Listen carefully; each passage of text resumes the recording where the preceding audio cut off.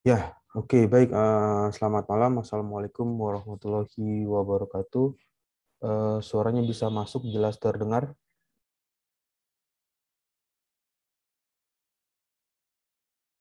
Bisa, Pak. Ya, oke. Bisa, Pak. Bisa jelas ya, terdengar suaranya.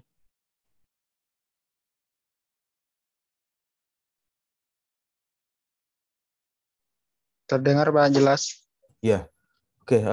Untuk pertama kali, biar terdokumentasi, yang sudah masuk di virtual Zoom bisa mengaktifkan on cam-nya siapa saja yang sudah bergabung di malam hari ini untuk mata kuliah mesin eh, fluida.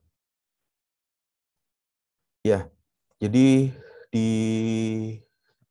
malam ini atau di bagian ini eh, menceritakan kelanjutan ya perkuliahan di minggu sebelumnya mengenai mesin-mesin fluida, karena mesin fluida ini eh, banyak sekali ya jenisnya yang di minggu sebelumnya sudah diceritakan secara sekilas. Ada mesin tenaga, kemudian ada mesin fluida yang digerakkan, mesin yang digerakkan oleh fluida tersebut. Nah, salah satunya yang masuk dalam kategori mesin fluida ini ialah pompa. Nah, pompa ini di layar sudah keluar tampilannya.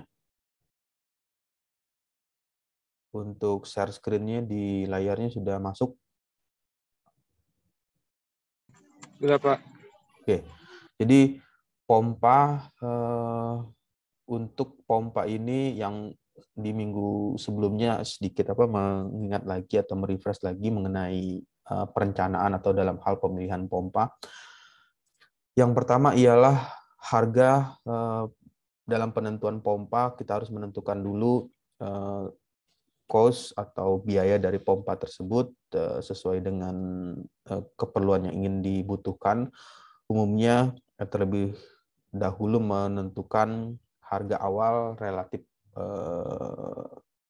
lebih murah ya, serta mudah dalam penggunaannya dan perawatan. Kemudian simple, konstruksinya sederhana, ya tujuannya adalah kenapa ini juga menjadi pertimbangan dalam perencanaan pompa.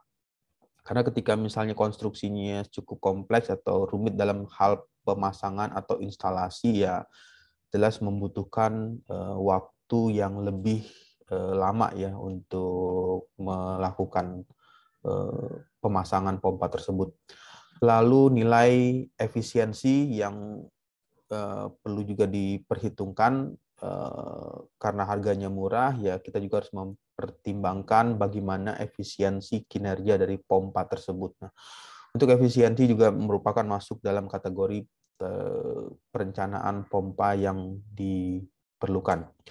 Kemudian mengenai fluida, fluida yang mengalir secara kontinu, umumnya pompa ini dipergunakan untuk memindahkan fluida cair ya, fluida cair dari tempat yang letaknya lebih rendah dipindahkan ke tempat yang letaknya lebih tinggi dengan cara dilakukan pemompaan.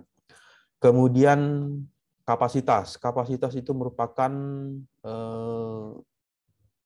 debit atau nilai Q dari pompa tersebut, berapa nilai kapasitas pompa atau debit air yang dialirkan oleh pompa tersebut.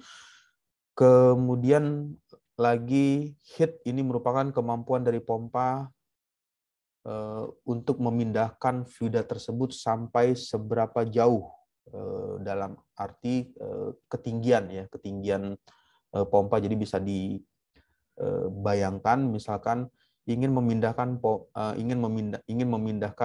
fluida ya, fluida cair yang ada di dalam tanah atau berupa air sumur ya, di dalam tanah, di dalam wadah tempat tertentu di bawah tanah. Itu harus dipertimbangkan berapa heat pompa tersebut, kemampuan pompa untuk mendorong atau menghisap pompa sampai ke permukaan tanah dan mengalirkannya ke sampai tinggi tertentu, misalkan mampu untuk memindahkan fluida sampai ketinggian 10 meter atau 15 meter. Nah, itu juga merupakan bagian dari perencanaan dalam hal pemilihan kondisi pompa.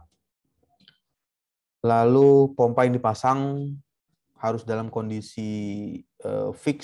Fix ini, yang dimaksud dengan fix tersebut ialah dengan kondisi tidak bergerak atau diam, tetap ya di pompa tersebut, dipasang dengan baut atau kondisi yang kuat, supaya pada saat pompa tersebut beroperasi atau dihidupkan, dinyalakan, maka pompa tersebut tidak menimbulkan atau bergerak dengan fluida yang dilaluinya. Lalu heat, apa yang dimaksud dengan heat? Kalau yang tadi menceritakan ada kata heat, ya di bagian sini ada kata heat pompa. Yang dimaksud dengan heat pompa ialah energi yang diberikan ke dalam fluida. Jadi ada energi, lalu energi itu dari mana? Energi ini dari pompa tersebut. Energi yang diberikan ke dalam fluida dalam bentuk tinggi tekan. Tinggi tekan itu kemampuan untuk menekan fluida tersebut, pressure head. Jadi dituliskan pressure head. Tinggi tekan merupakan ketinggian fluida. Jadi kalau diteruskan lagi penjelasannya, tinggi tekan ini merupakan kemampuan atau fungsi dari fluida harus naik untuk memperoleh jumlah energi yang sama dengan yang dikandung satu satuan bobot fluida pada kondisi yang sama. Nah, ilustrasi sederhananya seperti ini. Nah, ini adalah air, water ya. Fluidanya adalah fluida air. Ya, air tersebut bisa saja berada di atas permukaan tanah atau berada di bawah ini ya, di bawah permukaan tanah. Nah, yang menjadi contoh di sini kondisinya, misalkan ini adalah, kalau di gambar ini adalah tanah, berarti dia berada di atas permukaan tanah. Lalu fluida tersebut akan dipindahkan dari posisi P1, ini ada posisi P1, posisi pertama, kemudian dipindahkan di posisi kedua. Di bagian ini, bagaimana memindahkannya? Ya jelas menggunakan pompa, karena fluida tidak bisa mengalir ke atas jika tidak ada pompa. Kenapa hal itu terjadi? Ya karena ada dipengaruhi oleh gaya gravitasi. Jadi gaya gravitasi ini memberikan efek atau pengaruh fluida tidak akan bisa mengalir ke atas atau terbang ya, melayang ke udara, karena massa jenisnya lebih berat jika dibandingkan dengan udara. Nah, karena hal inilah dibutuhkanlah tools atau alat untuk memindahkan fluida tersebut yang dinamakan dengan pompa. Kondisi yang diperlukan untuk memindahkan fluida tersebut, di bagian ini ditampilkan ada suction heat. Suction heat itu ketinggian hisap ya, ketinggian hisap antara air, ini adalah permukaan airnya bagian atas, lalu di bagian bawah ini pipa yang dipasang yang terhubung dengan pompa suction. Nanti fluida tersebut akan masuk ke dalam pipa tersebut. Ke dalam pipa tersebut dengan kondisi suction heat.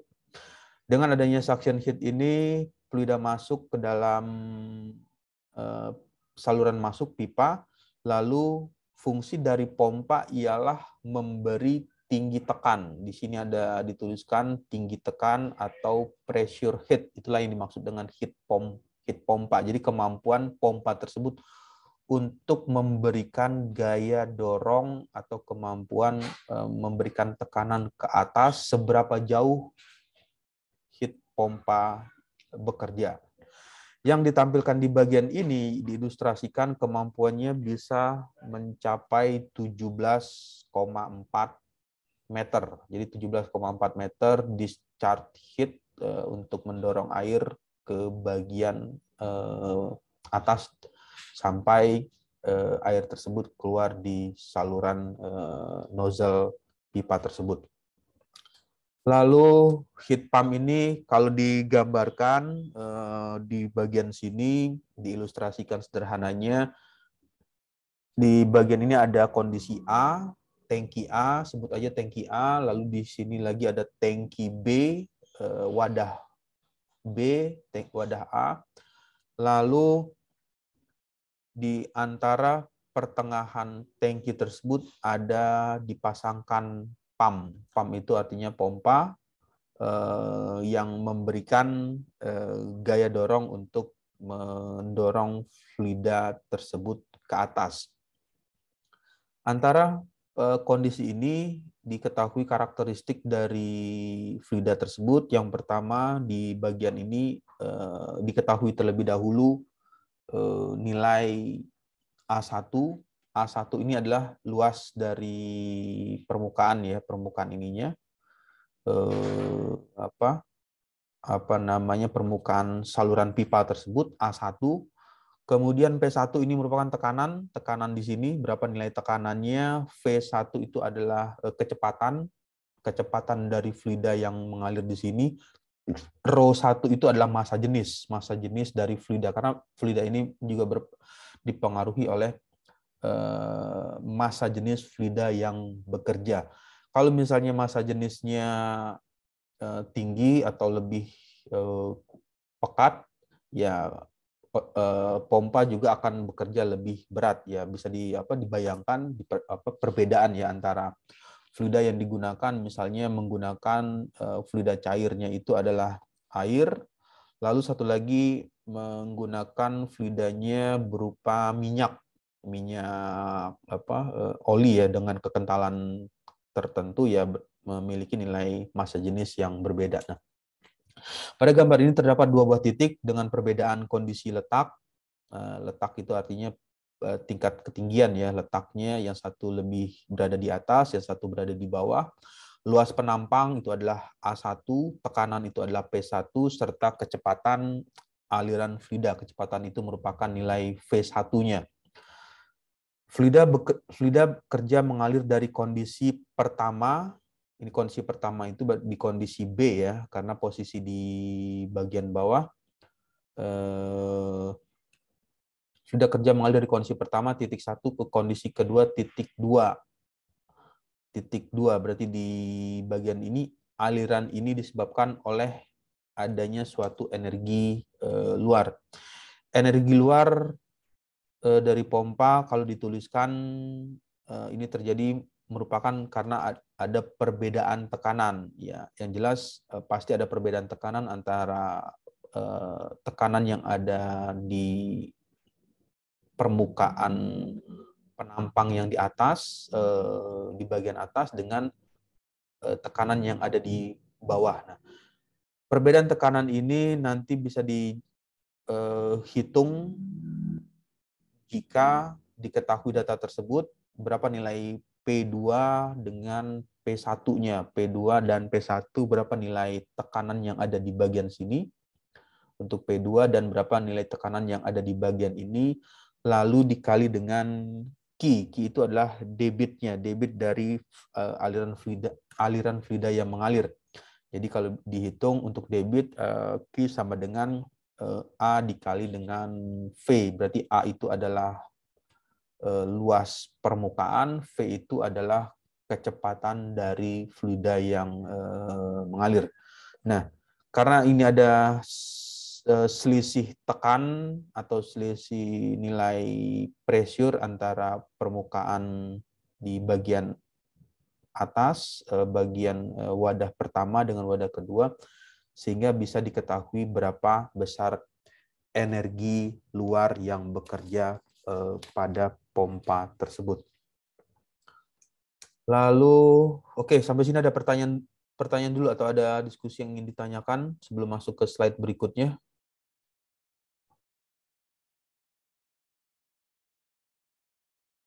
Ya, kalau tidak ada, oke, masuk lagi ke slide berikutnya. Nah, lalu di bagian ini heat pump, jadi kalau diteruskan penjelasannya mengenai daya tekan dari pompa tersebut bisa dihitung untuk berapa besar nilai energi yang terkandung di titik 1 dengan energi yang dimiliki di titik kedua, bisa dihitung. Untuk energi kinetik, berapa besar nilai energi kinetik K1 ditambah dengan energi potensial, kalau diturunkan persamaannya setengah 1/2, M itu adalah massa dari fluida tersebut. Lalu V1 itu merupakan kecepatan dari fluida yang berpindah, V1 kuadrat ditambah dengan energi potensial, karena energi potensial ini sangat dipengaruhi oleh nilai G. G itu adalah gravitasi. M itu massa fluida dikali dengan G gravitasi, dan H ini adalah ketinggian dari fluida tersebut atau ketinggian dari pipa tersebut, berapa nilai tingginya. Lalu untuk energi di titik 2, setengah dikali dengan M massa fluida dikali dengan V2 kuadrat, V2 itu adalah kecepatan, ditambah dengan massa dikali dengan gravitasi dikali dengan ketinggian pompa. Ya, itu energi yang bisa dihitung secara analitik untuk titik 1 dan titik 2. Jadi bisa diperkirakan berapa nilai energi yang ada di bagian titik 1, ini adalah titik 1 dan ini adalah titik 2-nya. Lalu di bagian selanjutnya untuk kondisi kerja bisa diteruskan dalam hal ini untuk penulisannya E0, E2, min E1 atau dapat dituliskan dengan persamaan yang cukup panjang ya, tapi ini bisa mudah ya dipergunakan untuk data-datanya jika sudah diketahui. Q ini merupakan debit. Debit itu bisa dituliskan A1 dikali dengan V1. A1 itu adalah luas permukaan, V-nya itu adalah kecepatan. Lalu M ini massa dari fluida. Misalnya fluida tersebut menggunakan fluida air, berapa massa air tersebut harus diketahui terlebih dahulu. Kemudian nilai kecepatan air yang mengalir, berapa nilai flow-nya atau nilai velocity kecepatan dari air tersebut. Massa gravitasi ini satuan dari gravitasi umumnya dengan satuan itu 9,8 meter per second kuadrat, dengan nilai H ini adalah ketinggian. Nah, data-data ini setelah diketahui ya tinggal dimasukkan ke dalam persamaan ini sehingga bisa diketahuilah berapa nilai hubungan dari kondisi kerja tersebut. Ya, oke. Terus ini merupakan kelanjutan, ya ini tinggal dimasukkan saja nilai-nilai tersebut, nilai untuk mengetahui berapa besar nilai perbedaan tekanan, kemudian perbedaan heat kecepatan, serta perbedaan heat potensial yang dimiliki oleh pompa tersebut. Ya, untuk pompa yang bekerja dan sedang melakukan operasi ada namanya putaran spesifik ya, atau rotation, specific rotation. Yang dikatakan dengan specific rotation ini diartikan jenis impeller yang digunakan pada suatu pompa tergantung atau bergantung pada putaran spesifiknya. Nah, apa yang dimaksud dengan putaran spesifik? Putaran spesifik ialah putaran yang diperlukan pompa untuk menghasilkan 1 meter, jadi jarak ya, jarak ini 1 meter itu adalah panjang atau lengthnya dengan jarak 1 meter untuk memindahkan atau kapasitas volume yang dipindahkan itu 1 meter kubik per second. Kalau dihitung berdasarkan nilai ini 3,65 NP dikali dengan akar Q dibagi dengan HP horsepower pangkat 0,75. Untuk NS ini merupakan spesifik putaran atau putaran spesifik dengan satuannya itu kalau didapatkan nanti dengan satuan berapa nilai RPM. RPM itu rotation per menit. NP putaran pompa. Jadi perlu diketahui juga berapa putaran pompa, berapa RPM. Lalu Q ini adalah kapasitas pompa, debit ya, Q debit pompa. Kemudian heat pump pompa atau ketinggian dari kemampuan dari pompa tersebut untuk memindahkan fluida dengan ketinggian tertentu. Jadi kalau misalnya fluida tersebut berada di atas permukaan tanah 0 meter, lalu dipindahkan menjadi ketinggian 17 meter. Nah, ini adalah yang dimaksud dengan heat pump-nya atau heat pompanya. Nilai-nilai tersebut jika sudah diketahui, kita bisa menghitung spesifik putaran spesifik untuk pompa tersebut. Kemudian daya pompa. Karena pompa ini daya pompa ialah daya yang dibutuhkan poros pompa untuk memutar impeller di dalam memindahkan sejumlah fluida dengan kondisi yang diinginkan.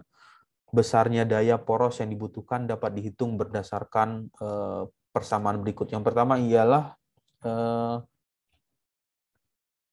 terlebih dahulu harus mengetahui berapa besar nilai Q. Q ini debit ya, debit dari pompa tersebut. Berapa nilai Q-nya? Q, setelah nilai Q diketahui, debit itu bisa dicari dengan menghitung terlebih dahulu luas permukaan pipa dikali dengan kecepatan fluida yang mengalir. Berapa nilai kecepatannya? H itu adalah horsepower dikali dengan rho, massa jenis, gravitasi. Ini adalah massa jenis air. G ini adalah gravitasi. N, P itu adalah nilai efisiensi dari pompa. Nah, nilai-nilai ini yang diketahui untuk NP daya pompa, ini ada NP daya pompa, Q itu merupakan kapasitas, HP itu heat pump, heat pompa ya, heat pompa, kemampuan pompa untuk mengalirkan fluida pada ketinggian tertentu di atas permukaan tanah.